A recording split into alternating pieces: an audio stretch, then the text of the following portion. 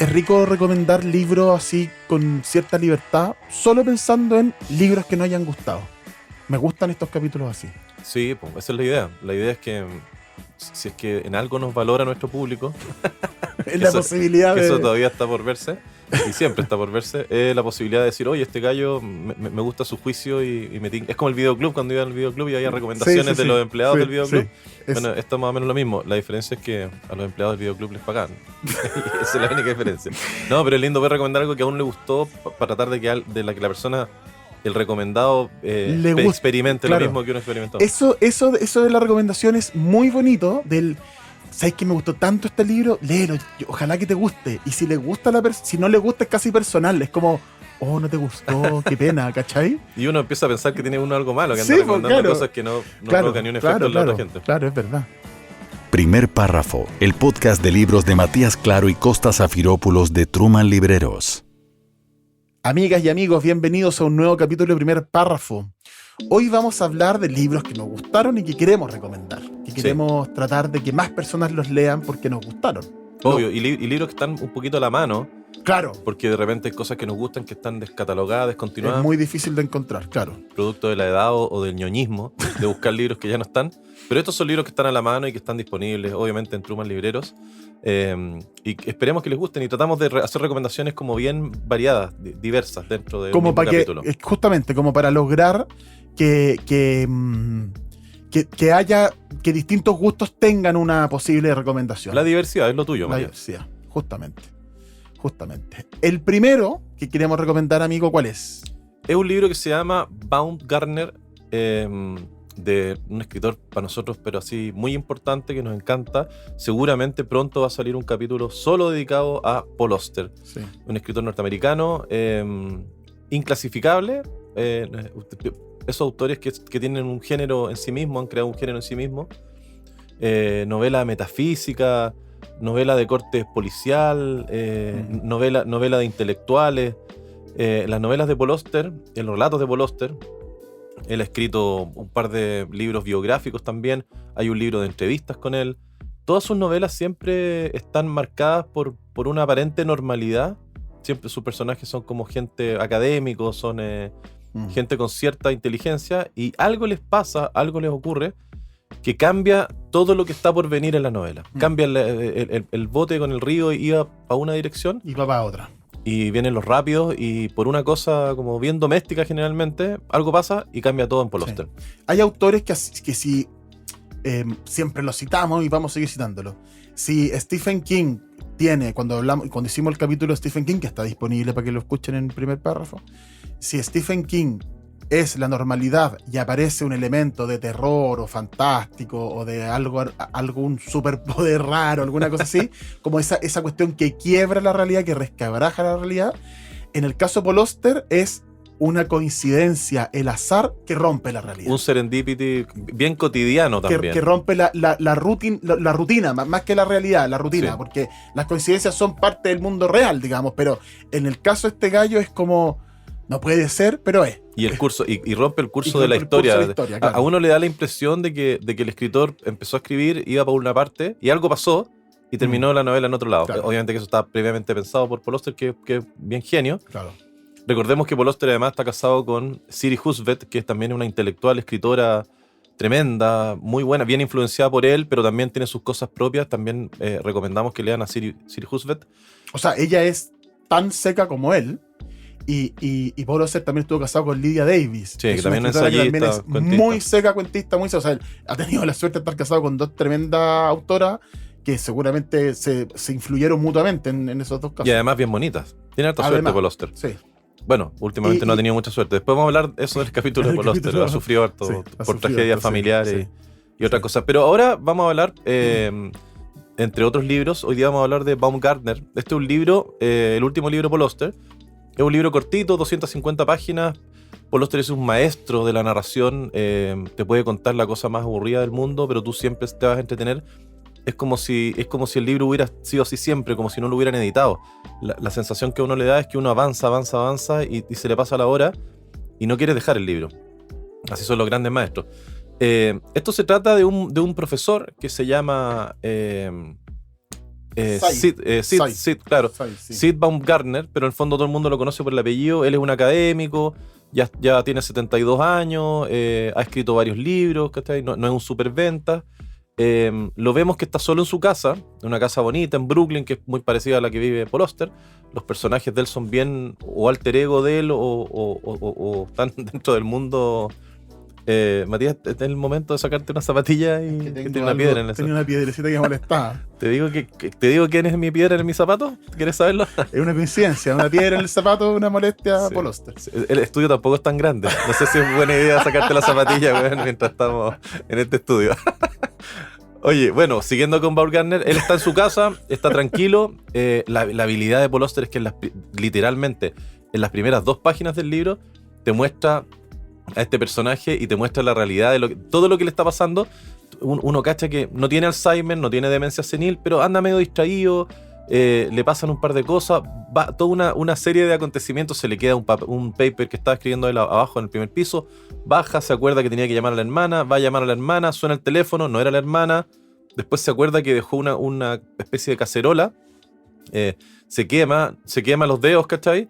Se quema los dedos, se le cae la cacerola, le tocan la puerta, vienen a controlar el tema de la luz y qué sé yo. Todo aparentemente normal. Eso en una plana. En 2 páginas, claro. Y llega, pero te muestra el personaje quién es, claramente, en 2 páginas. Eso es maestría. Llega un personaje a la casa que es el gallo que toma la luz, Ed Papadopoulos, ahí de ascendencia griega. Y van a bajar al sótano a ver el medidor. Y Baumgartner se saca la cresta, se cae por la escalera para abajo, queda medio lesionado, se queda dormido, el Papadopoulos lo ayuda y lo deja ahí. Y en ese momento hay como un quiebre en la narración y él empieza a contarnos, en el fondo, a acordarse de por qué ha llegado a ese punto. Y ahí nosotros descubrimos que hace 10 años se ha muerto su mujer, que se llama Anna Bloom, que curiosamente... tiene el mismo apellido de otro personaje del País de las Últimas Cosas. Tiene el mismo nombre, exactamente. El mismo nombre, en realidad, claro. Sí. Es un personaje que ya apareció en El País de las Últimas Cosas. No sabemos si es coincidencia, si lo hizo a propósito o no, porque El País de las Últimas Cosas es una novela bien rara dentro de la obra de Paul Auster. Es como un media ciencia ficción, media distópica. Claro. Entonces es distinta a la obra de Paul Auster. Y ahí Anna Bloom es la protagonista, está buscando a su hermano, una historia en un mundo medio destruido, una cuestión bien especial. Entonces, hay una resonancia. Sí, por lo no menos. sabemos si hay algo que lo hizo exprofeso Paul Auster o simplemente ya está más viejo y no quiere andar inventando más nombres y le gusta el nombre Anna Bloom. En esta novela, en Baumgartner, Anna Bloom es la señora de Baumgartner que se ha muerto hace 10 años atrás, producto de un accidente súper... estas cosas que pasan en los libros de Paul Auster, bañándose en la playa, se fue a meter, la agarró una ola más o menos grande, la azotó y terminó muerta ahogada. Baumgartner se recrimina un poco de que él no quería que ella se fuera a bañar, que ella era tarde, pero ella era un espíritu libre, nunca recibía órdenes, nunca hacía lo que le decían, y Baumgartner se arrepiente un poco de eso. Nada que ver, porque es un libro bien difícil de encontrar, pero vale mucho la pena si lo pillan por ahí, que es el libro de un autor que es gringo mexicano, que se llama Francisco Goldman, que tiene un libro que se llama Di su nombre. Y es la historia de... él se casó con una chica mexicana que conoció, que era más joven que él, y ella muere ahogada en la playa por una ola que la pesca mal, no sé qué, esto es Villarreal, digamos. Y el libro Di su nombre se trata de su duelo. Y es así, brutal, así como llega a la casa después de haber y están sus cosas, y es así. Bueno, me acabo de acordar de esa historia. Aura Estrada se llamaba la esposa. Baumgartner también es un libro acerca del duelo. Y es un libro acerca de cómo la memoria y el recuerdo de los demás nos sirve para ir pasando el duelo y el hecho de tratar de seguir viviendo. Hay una frase que se las voy a comentar más tarde del libro que tiene que ver con vivir es doloroso. Entonces no podemos evitar el dolor, hay que seguir viviendo. Bueno, Anna Bloom se muere hace 10 años atrás. Él está ahora hace 10 años que está viudo, está soltero. Después en el libro vamos entendiendo que también tiene su pololita, que logró conocer otra chica que era diametralmente opuesta a su señora, pero que tenía cosas parecidas a su señora también, y que eso como que lo mantenía vivo un poco. Él baja, se recupera de esta caída, que no es tan grave, y habla por teléfono con la hija de la persona que lo ayuda en las tareas de la casa, que va todos los días, y le cuenta de que su papá perdió el papá, que es carpintero, que le ha hecho algunas pegas en la casa de Baumgartner, perdió un par de dedos en la sierra circular, y la niñita le cuenta todo esto y él como que la calma, le dice, oye, hoy en día la tecnología permite que le peguen los dedos a tu papá, tranquila, él va a volver a trabajar, bla, bla, bla. Y eso lo lleva a pensar en un tema súper interesante, que es el tema del miembro fantasma. Entonces se pone a pensar en la gente que ha perdido extremidades, que ha perdido dedos, que ha perdido un brazo y que después lo siente. Neurológicamente hablando, eso es un fenómeno que existe. Yo tengo una persona que quiero mucho, una viejita que quiero mucho, que producto de diabetes, le tuvieron que amputar las dos piernas, primero una y con unos meses después la otra, y yo le preguntaba, ¿y cómo he estado? ¿Sabéis que la siento? Me decía, siento la pierna, me pica, me molesta, me pica, la siento. Sí, no, eso es así, y es neurológico. Bueno, el personaje es súper gracioso cómo se relaciona en la literatura. Baumgartner se pone a estudiar este tema, y entre los autores que estudia es a Oliver Sacks, que es un neurólogo famosísimo. Que tenemos un capítulo especial de Oliver Sacks. Exactamente, que hablamos de Oliver Sacks, que él también habla del miembro fantasma. Y él hace una comparación, una analogía súper interesante entre el miembro fantasma y las personas fantasma. O sea, él siente que con la muerte de su esposa le extirparon casi todo su cuerpo a él. Él hace una imagen como de que siente que es una cabeza y un tronco nomás. Le extirparon todas las extremidades. Era lo que implicaba su señora en su vida. Lo que tan importante era su señora, que él siente que ha perdido un miembro importante y todavía la siente, la ve en todos lados. Es linda la metáfora del miembro fantasma como para el duelo. Sí, porque en el fondo es algo me falta, yo ya no soy el mismo y lo siento en todas partes, lo veo, lo huelo. A él claramente le cuesta mucho. Anna Bloom, su señora, era la señora de Baumgartner, es escritora también, pero se dedicó al mundo más del mundo editorial y todo, pero en un principio de su carrera publicó poemas que son muy buenos y él empieza en este duelo, que ya lleva 9-10 años, empieza a revisar los documentos de su señora, las cachas. Entonces la novela está construida a partir de la historia que va contando Baumgartner, pero también con textos o relatos dentro de la novela, que son los relatos que ha escrito la señora. Anna Bloom cuenta un episodio que tuvo con un ex pololo. No les voy a contar la novela, pero es muy entretenido y hay novela dentro de la novela. Él va construyendo la historia de su señora a través de los relatos que estaban dispersos en las carpetas, en los cajones de su señora, y así va construyendo esta novela. Baumgartner va revisando esta obra. La señora habla de Frankie Boyle, que es un ex pololo que tuvo, que estaba típico en Paul Auster. Estaba todo bien, él iba a entrar a la universidad, era un gallo súper inteligente y todo, pero a última hora para poder contentar a su papá se enlista en el ejército y ni siquiera alcanza a llegar a la guerra. Le explota un cohete en un entrenamiento, una bomba en las manos, y terminan enterrando un cajón que pesa menos de 27 kilos porque no pudieron encontrar todos los pedazos. Entonces todo en Paul Auster aparentemente está todo bien, pero termina todo estando mal. Esta novela, además, que es la última que publicó Paul Auster, pero es una novela nueva, tiene 1 o 2 meses a la fecha de hoy, que estamos nosotros a abril 2024.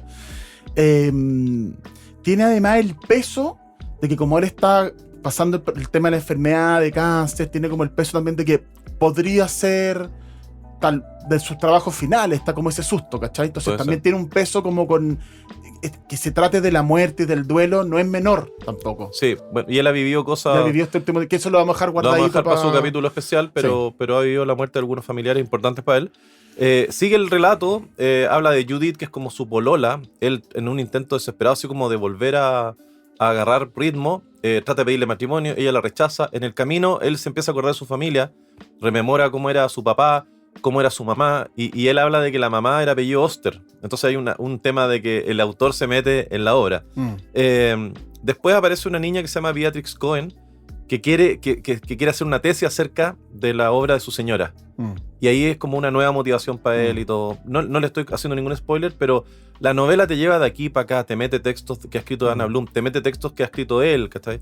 Claro, como novela dentro de la novela. Es muy entretenida, yo la recomiendo. Además es una historia de amor, es una historia de cómo superar el duelo, y es una historia de amor en las distintas etapas de la vida, de la juventud y más, un poquito más en la vejez. Es como la memoria nos consuela del duelo. Otro libro que les queremos recomendar es La mujer que sabe guardar secretos. Este es un libro de Elena Vavilova. En estricto rigor es una novela, según como ella la presenta, pero sabemos que que tiene mucho de no ficción. ¿Por qué?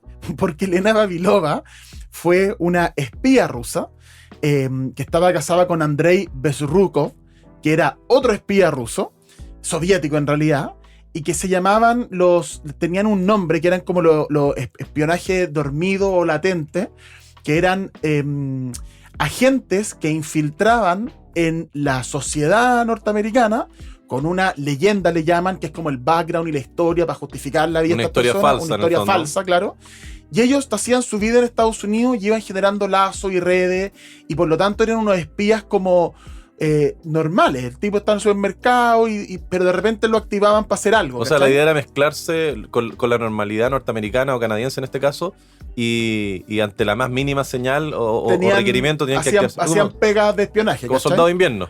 Como soldado de invierno. Un vagón de carga, claro. 27. La historia de Elena Vavilova sirvió de inspiración para una serie que ha sido elegida de las mejores series de la historia, está siempre en los rankings, y dentro del género así como de acción, es una de las mejores de ese género, digamos, que es The Americans. Aparte que hay muy pocas series de espía y esta está muy bien lograda. Y está muy bien hecha y duró harto rato. Y además que en las series de acción suele pasar que es como, ya, secuestran un auto, una bomba y hay que rescatarla, así como 24. ¿Te acordás? Que era el asesinato, ya, y lo salvaste. Todo el rato de acción. Esta tiene una profundidad. Y tiene un suspenso. Porque lo que, en el fondo, el drama de Elena Vavilova, lo que ella cuenta en este libro, y lo que sirve como, que nutre de alguna manera la profundidad de la serie de Americans, es cómo tú vives en otro país con una máscara, con una careta, y armas tu vida, y eso implica tener afectos, tener amigos. Ellos tienen hijos en Estados Unidos, en Canadá en realidad.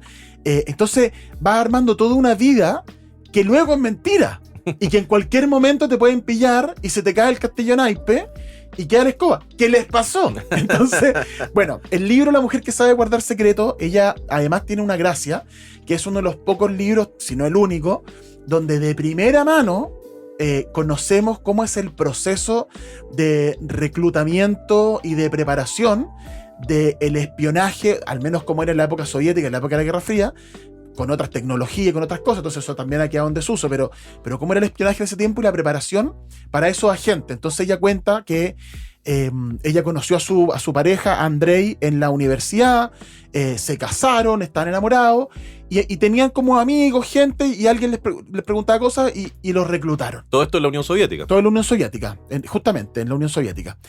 Y tienen un entrenamiento militar, porque en el fondo son militares, entonces defensa personal, uso de armas, un montón de cosas. Y después de eso viene toda la preparación de lo que yo les decía, la leyenda, que es este background, de que, por ejemplo, tienen que aprender a hablar, se van a ir a Canadá. Porque la identidad falsa, al menos en ese tiempo, no sé cómo lo harán ahora, yo no estoy... bueno. ¿No te era activado todavía? No, todavía no. Aparece Putin. ¿Sí? Putin estaba metido en las agencias de seguridad y de hecho los premió a porque estos gallos los capturan, da lo mismo el spoiler porque esto está en la serie, se sabe. Los capturan y los intercambian con Moscú con unos espías gringos que tenían los rusos, y lo intercambian, y cuando ellos llegan a Moscú los premian y héroe nacional, y las medallas se las pasó Putin, porque era el director de la agencia de inteligencia, ¿cachai? Bueno, el tema es que el background lo hacían los soviéticos buscando niños, así como de niños muertos por muerte súbita, por alguna enfermedad a los 6 meses, a los 7 meses. Entonces, habían existido, tenían un nombre, tenían un número social, tenían una identidad, pero nadie la había usado, nadie los conocía. Se apropiaban de esa identidad para hacer esto. Entonces, si el niño había nacido en el 62 y había muerto en julio del 62, bueno, este gallo también había nacido en el 62, pero obviamente no había muerto. Entonces, ocupaban esa identidad. Eso es un caso, el caso real de Elena Vavilova cuando los pillan. La familia canadiense que tenía la hija que había muerto, que era la identidad de Elena Vavilova, lo leyó en el diario. Estaban leyendo en el diario así como capturaron unos espías rusos que ocupaban la identidad falsa de Juanito Pérez, no sé qué, Tracy, no sé cuánto. Y el gallo le dice a su señora, mira, Nuestra hija que este murió es el nombre de a nuestra hija los que 6 murió hace meses. 45 años, Sí, ¿cachai? sí. Bueno, el asunto es que Elena Bailova cuenta en su libro La mujer que sabe guardar secretos, cómo es ese proceso. Entonces le inventan esta identidad canadiense, tiene que aprender a hablar francés nativo de Quebec, Sí, ¿cachai? sí. Tiene que hablar inglés nativo de Canadá, ¿cachai? Sí. Oye, lo que me gustó a mí es que en el fondo tenían que aprenderse absolutamente todo. Todo. Ellos eran como ateos y tuvieron que aprender religión porque la exacto. gente del barrio de ellos católica, iba a la iglesia, ¿cachai? Claro. Halloween, todas las mañas de los gringos y Claro. los canadienses se los tuvieron que aprender ellos. Todo. Tienen que aprender así historias, Juegos. personajes, juegos, canciones infantiles. Sí. Porque tú en el fondo, si estás un día en una conversación ya algable, ¿te acordáis cuando unos chicos jugábamos la polla gol? ¿Qué es la polla gol? Como si tú no vivías ahí en no sé dónde, ¿cachai? Sí, ¿te acordás de Tommy Jerry? Tommy, Claro, ¿qué? Tommy, vive el lunes, ¿qué El quiere Chavo. aprender? ¿Qué es eso? ¿Cachai? Tenéis que saberte, eso es como cultura popular, Sí. ¿cachai? Entonces es súper interesante todo ese proceso. Ella en el libro dice, en entrevista ha dicho que el libro es 80% verdad.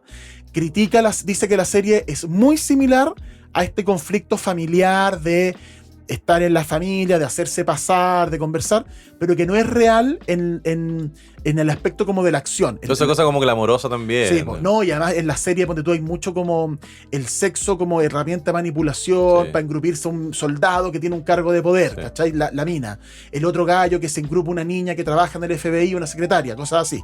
Ellos dicen que eso no era real, pero el autor de la serie dice, o sea, Sí. es verdad, o sea, eso pasaba, ¿cachai? Ella en el libro no lo reconoce al menos. Además nosotros queremos creer que es real, Además, porque podríamos bueno, ser y en la, espías y tener y en todos la esos serie, beneficios. en la serie tiene un poquito de piel también, po. O sea, hablar también de que la protagonista de la serie es Kerry Russell, Sí, po. que es una actriz Felicity, hace una serie que se llama Felicity, Sí, po. claro. Que Felicity tenía el pelo largo, Se en lo alguna cortó. temporada se lo cortó, que ahora embarrado, Weón, se cortó el pelo y bajó el rating. Sí. Bueno, y la Kerry Russell además tiene una serie que se la recomendamos ahora que se llama La Diplomática, que ella es una experta de la CIA, ¿cachai? Que empieza a asumir la obra diplomática. Entonces es como gracioso ver como que ella interpreta las dos caras Claro, del justamente, del espionaje. mismo, claro, justamente. Ahora, como dato curioso, ellos tenían 2 hijos, en la serie también tienen 2 hijos, y cuando los toman detenidos en la vida real, estaban celebrando el cumpleaños, los 20 años de los hijos, habían ido a comer, llegan a la casa, oye, celebremos con champán, no sé qué, ¡pah! FBI, al suelo, y los hijos decían, ¿qué está pasando? Los hijos no sabían nada. Nada, Es el genial hijo eso. pensaba que había llegado el FBI a detenerlo porque había celebrado con copete una fiesta con los amigos y no tenía 21, tenía 20. El hijo pensaba eso, que esto es un error, qué sé yo. Y cuando se llevan a los papás, los sacan de la casa porque la casa la meten así como una cuarentena de revisión de todos los celulares, todos los computadores, todas las cosas. Y los hijos se van a Moscú, pueden ver a los papás y los papás les dicen váyanse a Moscú. Los hijos viajan a Moscú y cuando llegan a Moscú los recibe la agencia de inteligencia con honores. Ellos no entendían nada, no hablaban ruso por supuesto, nada, y le empiezan a mostrar, Eran gringos. eran canadienses, les empiezan a mostrar fotos de los papás a los 15 años, los 16 años en Moscú, y ahí recién se dan cuenta que es verdad que los papás Increíble. son espías. Una historia fascinante. Eso es ser espía profesional. Claro. No le contáis ni a tu hijo. Así. Nada. Una historia fascinante que habla de espionaje, pero habla como de familia, de mantener la apariencia, muy entretenida, y que aquellos que vieron The Americans les va a fascinar porque está todo lo que en Americans aparece. Y más. Y más. Tiene menos acción, pero aparece ahí. Así que La mujer que sabe guardar secretos, otro libro que les recomendamos mucho. Sí. Para terminar, terminamos con esto. Sí. Le queremos terminar este capítulo. Sí, hablamos de novela como narrativa moderna, Más literaria. Paul Auster, libro, Un thriller, acción, autoficción, sí, thriller de acción, medio biográfico. Y a nosotros nos encanta, como no somos muy inteligentes, no somos tan inteligentes para entender la ciencia pura y dura, nos encantan los libros que son de divulgación científica, pero que están escritos con un lenguaje que nos permite acceder fácilmente a ese conocimiento. Creemos como mucho en que la mejor forma de meter la ciencia hoy en día es a través de estos libros o documentales o series que están explicadas como con peras y manzanas por gente muy inteligente. Recordemos que la gente más inteligente es la que explica las cosas complejas La pedagogía, en términos la simples. pedagogía. ¿Ya? Esa capacidad. No sé, de animales a dioses, Claro. de Harari, la historia de casi todo de Bill Bryson. Hay Sí. un montón de Armas, libros. Gérmenes y Acero, Jared Diamond. Sí, los libros de Gabriel León también, que en el fondo. En Chile hay un boom de divulgación científica. El Gabriel profesor León, Massa. José Massa, Mario Amuy, Teresa Ruiz. Eso, que te Ahí. muestran las cosas más complejas, pero en términos simples. Y además creemos que es la mejor Tere forma. Palenque, que lo hace para niños con Exacto. astronomía, claro. Eso, es la mejor forma de acercar a los niños. Nosotros ya somos un caso perdido, Sí, po. pero los niños. salvemos a los ¿Alguien niños. quiere pensar en los niños? Sí, como dijo la Whitney Houston, los niños son el futuro. Enséñales bien. Oye, entonces vamos a hablar de un libro específico y nos encantó, un libro chiquitito que en jerga de mercadeo, de librería, le llamamos compra compulsiva, que son los libros chiquititos que están al lado de la caja y que confiamos en el poco juicio que van a tener ustedes y que van a seguir gastando. Este libro se Claro, ve usted se chiquitito. eligió su libro y llega a la caja. Oye, este otro libro me lo llevo también. Lléveselo, es una Que tentación. en el supermercado es la golosina en las góndolas en la caja. El ¿Cachai? prestigio, El prestigio, el sneaker, Twix. el Milky Way. Sí, el Twix. Yo soy una víctima del Milky Way y el Twix en compra compulsiva Sí, en las góndolas. mis hijos son terribles para la caja. Oye, entonces este libro se llama Breve Atlas Anecdótico de la Ciencia. Es un libro argentino Sí.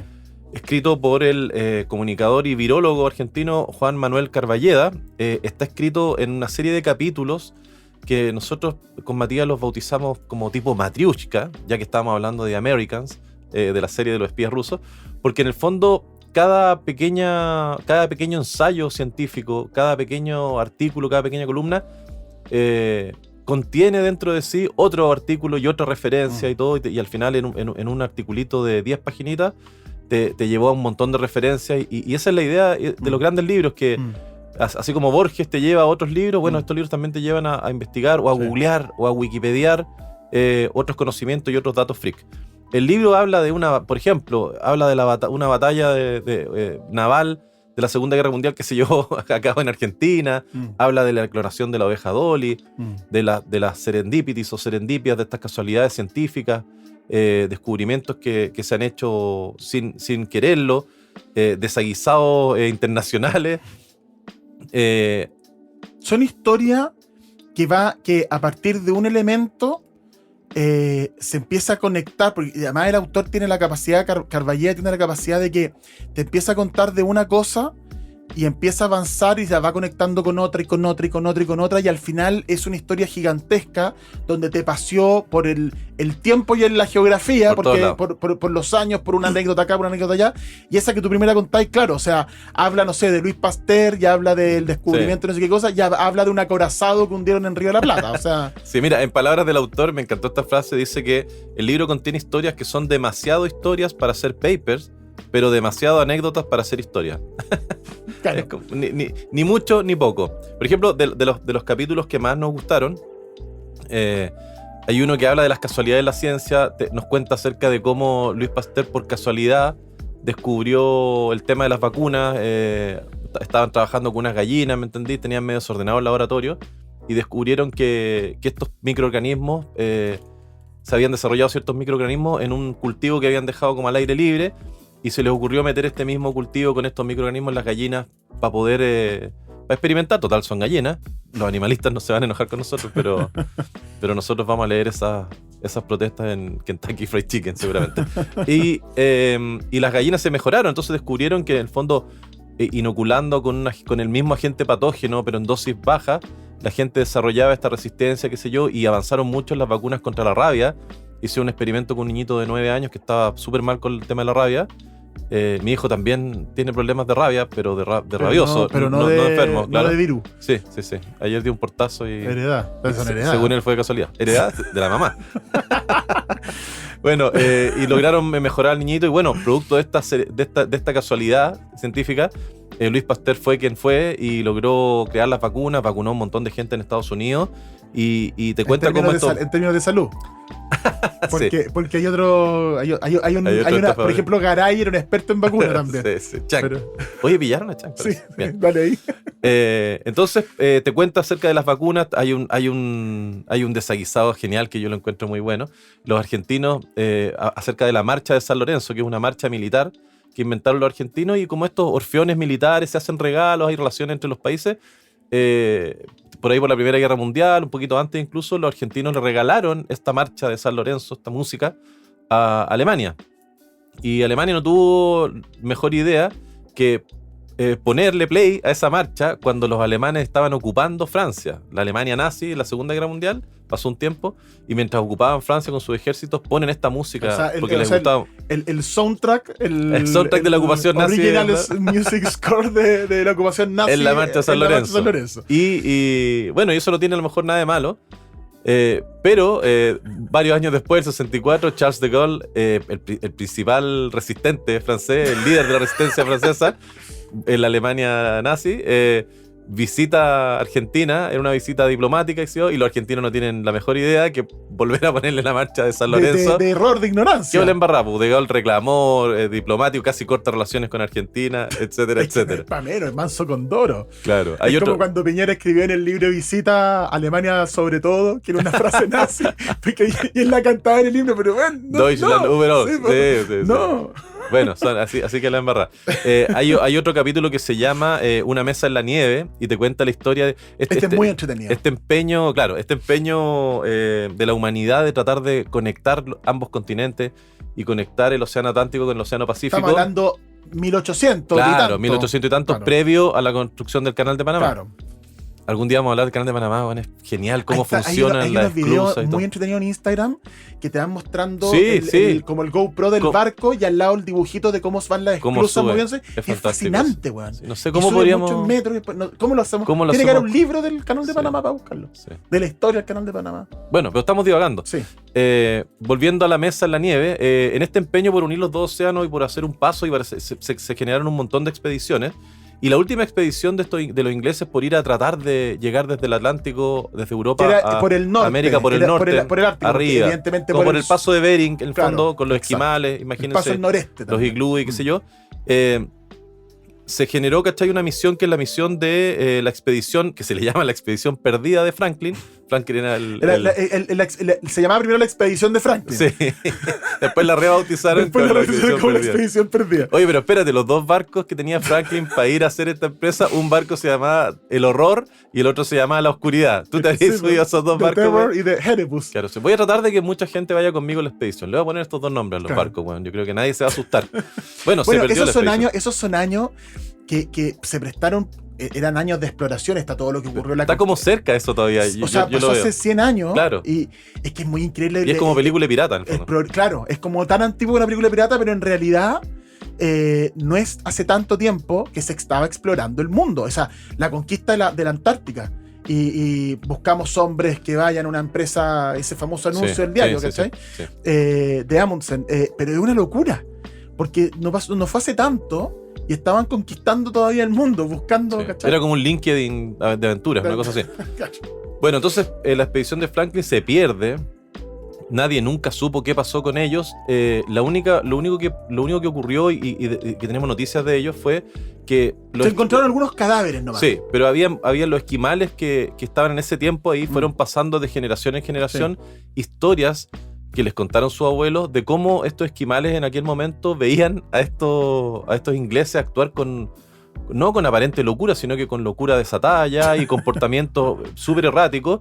Y el artículo la columna se llama, La mesa el de ensayo, nieve. La mesa de nieve, porque cuentan estos esquimales que veían a los miembros de la tripulación, algunos miembros, los que sobrevivieron, totalmente desnudos, en pelota en la nieve, arrastrando una mesa de acá para allá, ¿cachai? En un comportamiento súper errático.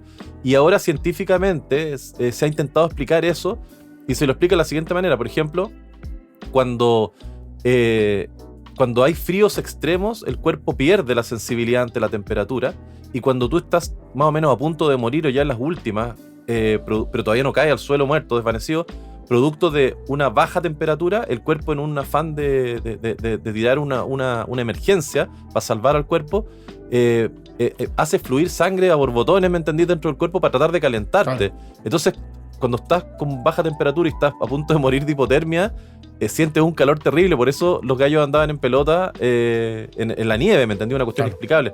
¿Y por qué el comportamiento de locura? Porque en ese tiempo acababan de inventar las conservas, pero las conservas, y lo único que comían ellos era conserva, Y la conserva tenía plomo, se hacía con plomo en Ah. ese tiempo. Entonces, la intoxicación por plomo provoca estos delirios de locura y qué sé yo. Y, Pero además hay una razón biológica que ocurre mucho con los alpinistas y andinistas que cuando se pierden en, no sé, subiendo el Everest, los pillan los cuerpos desnudos. sí, Y es por lo mismo, porque baja la temperatura, el cerebro tiene menos sangre, menos oxígeno, pierde como funciones cognitivas. sí, pero y además les da tanto calor que se sacan la ropa, se porque saca llega la un ropa. punto en que Claro, pero racionalmente tú quieres decir, tengo calor, no me voy a sacar la ropa, pero como estáis con el está cerebro con nublado. poco oxígeno Sí, nublado, está tu nublado, juicio, claro. totalmente.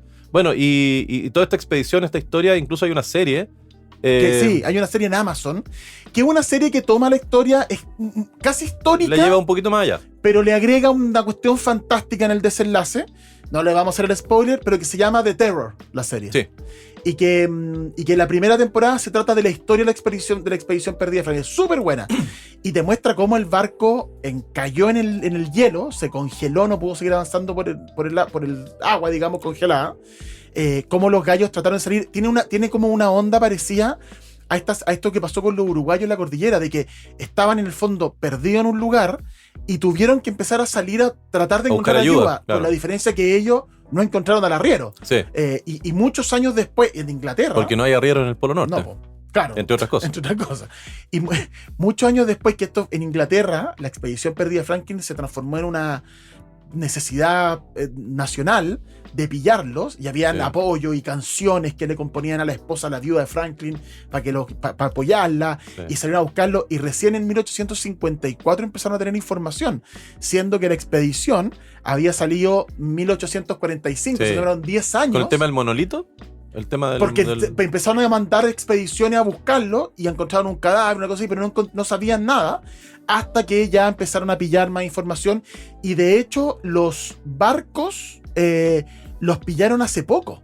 Hace un par de años atrás Sí. encontraron así como el hallazgo del Terror del barco fue el 2016. Y el 2014 encontraron el Erebus. hundido, imagínate. Entonces es bien increíble la historia. Y esa es la expedición perdida de Franklin. Hay otra Sí. historia súper interesante que habla de la invención de la penicilina, ¿cachai? Y te cuenta que en realidad la penicilina la inventó un tipo que se llamaba Clodomiro Picado Twight, que nadie lo conoce, ¿cachai? Porque era costarricense. Buen nombre, ¿vale? Buenísimo el nombre, pues, bueno. Me parece inventado igual. Y este gallo, por accidente, descubrió que el hongo Penicillium tenía un efecto como que mataba o inhibía mucho las bacterias, pero lo descubrió de casualidad, y además es costarricense. Ahí hay una crítica también a que el tipo que descubre la penicilina no puede ser latino. Claro. Por lo tanto, años después, ¿cachai? Alexander Fleming, que es un nombre como más interesante para que sea el descubridor de la penicilina, y es inglés, ¿me entendís? También dicen que era muy distraído, ¿cachai? Con sus cosas en el laboratorio. Y descubrió también la penicilina por accidente al dejar unos hongos ahí, o sea, al dejar el hongo Penicillium cerca de unas bacterias, descubrió que las bacterias no se desarrollaban en relación al hongo y dijo, tate, esto puede ser un gran remedio, y descubrió la penicilina y la penicilina cambió la historia de la humanidad de ahí para siempre. Súper importante. Entonces, Qué entretenido como en la historia de la humanidad los progresos y los avances y las cosas son paralelas y al mismo tiempo. Es como bien... encuentro que tiene una cuestión como media especial, mística incluso, de que acá se está descubriendo la penicilina y al mismo tiempo en otro lado también. sí, ¿Cachai? porque la ciencia yo creo que la ciencia tiene su recorrido y sus pasos y en el fondo una conclusión te lleva a la siguiente etapa. Claro. Yo creo que pasa eso también. Pero también tiene que ver con algo que debe ser profundamente humano, porque no sé, las pirámides. Puta, uno bueno en el desierto se le ocurre hacer las pirámides, muerto calor, y también uno bueno en la selva, en el otro continente. Bueno, hay teorías en relación a eso. Sí, no me refiero a las teorías extraterrestres. Medias alfates algunas, Sí. pero... No, pero hay teorías interesantes en relación a que la humanidad tendría muchos más años de vida que lo que uno cree, que la cosa no partió con los Claro. sumerios, sino que dicen Claro, muchos claro.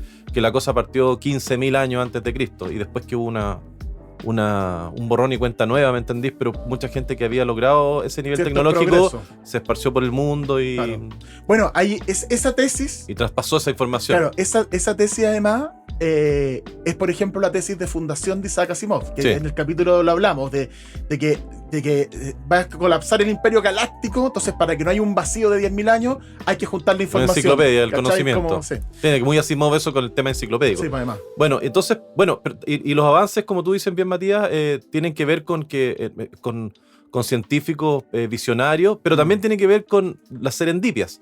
El conde de Orford, Horace Walpole, en 1754 acuñó este término serendipia para referirse a estos descubrimientos o a estos avances que tienen que ver con las casualidades, ¿cachai? Se basó en unos relatos que habían sobre los príncipes persas de Serendip, que resolvían problemas usando el azar. En ese sentido, hay una historia, hay un par de anécdotas muy buenas también en el libro. Una relativa al científico Ferruccio Ritosa, italiano, que hizo un estudio en los mosquitos. Llegó a la conclusión, ¿cachai?, de que los mosquitos machos, cuando quieren aparearse, obviamente que se exhiben ante las hembras. Eso no se requiere ninguna ciencia para saberlo. Yo creo que están todos los animales y los seres humanos. Pero son las hembras las que escogen. Que también es bastante poco científico, es más de sentido común. Pero lo que descubrió este gallo, que también yo creo que no es muy científico, es que les administró alcohol a las hembras mosquitos y descubrió que las hembras mosquitos se demoraban mucho menos en decidir aparearse con el mosquito macho cuando estaban bajo la influencia del alcohol. Bajaba el estándar. Sí, Ferruccio habría que llevarlo a cualquier discoteca para darse cuenta de lo mismo. Claramente ese huevón era un científico que no iba a bailar, no iba a la discoteca. No tenía que ser un experimento para eso. Y el último relato que nos interesó mucho se llama Una pluma y un martillo, y la gracia del relato es que en el fondo te pasea por un montón de temas. Parte hablando de la carrera por la conquista de la Luna entre la Unión Soviética y Estados Unidos, y empieza a hablar de la tecnología y se remite al primer autómata, como al primer robot que existe, que se llamaba El Turco, que lo tienen que haber visto ustedes. Hay una película que se llama Hugo Cabret, la película de Scorsese, que habla del... Hay una máquina, se suponía que era una máquina, que se llamaba El Turco, que la tienen que haber visto, que era como una especie de pedestal, con el busto, con la figura de un turco, le decían, porque era un tipo como un pinte musulmán, que era la primera máquina diseñada para jugar ajedrez. Como máquina, el primer computador en el fondo.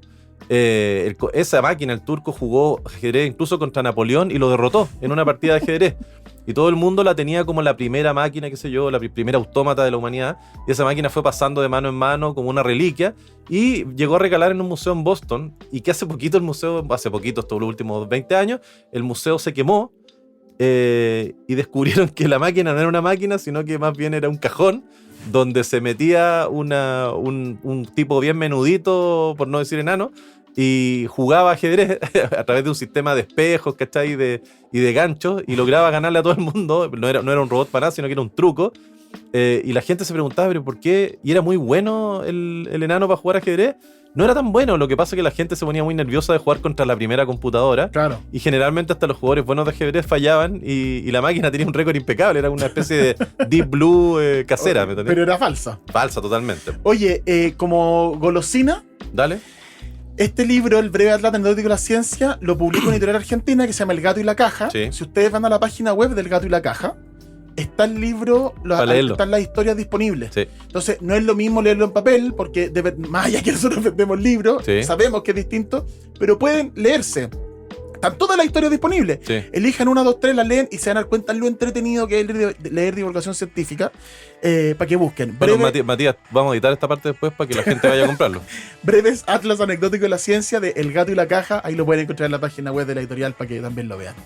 Eso pues, amigos. Sí. Eso bueno. con las reseñas, con las recomendaciones de estos libros que nos han gustado y que queremos compartir para que más gente los lea. Tienen para rato para leer tres cosas bien buenas. 3 opciones re buenas. Muchas gracias por acompañarnos en este capítulo del primer párrafo. Tenemos capítulos anteriores para que escuchen. Visítenos en Truman Librero. Estamos haciendo la segunda temporada mientras hablamos. Esto es parte de la segunda temporada. Así que nada, los esperamos en un próximo capítulo. Chau, chau. Primer Párrafo es un podcast original de Emisor Podcasting. Encuéntralo en emisorpodcasting.com, Spotify, YouTube y donde sea que escuches podcast.